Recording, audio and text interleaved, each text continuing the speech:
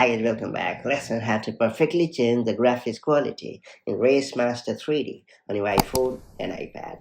If you want smoother gameplay or sharper visuals in Race Master 3D on your iPhone or iPad, adjusting the graphics quality can make a noticeable difference. Higher graphics settings improve visual effects, reflections, and track details, while lower settings help reduce lag, overheating, and battery drain during long races. Depending on your device model, the game may automatically choose the best graphics profile, but newer iPhones and iPads can usually handle higher visual quality with ease.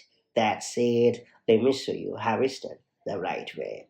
So first you have to launch the Race Master 3D game on your iPhone or iPad.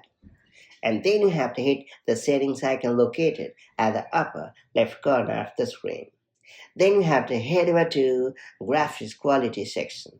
Now you have four options to choose from, such as low, medium, high, and ultra. Now choose the preferred graphics quality option and you're all set. It's worth pointing out that choosing the higher graphics quality, like high and ultra, will drain the battery of your device a bit faster. So, if you're concerned about the rapid battery drain, it would be better to go with low or medium quality option.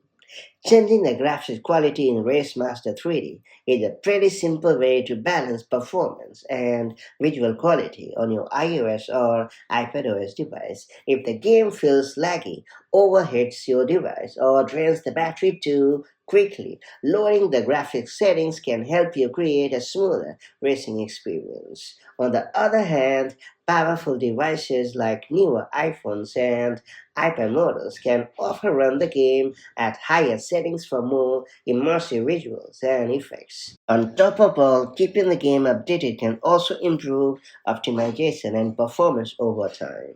And that's pretty much it. Now that you have unlocked this pretty handy feature, make the most of it in order to spice up the gameplay on your device. And I'll catch you up in the next one.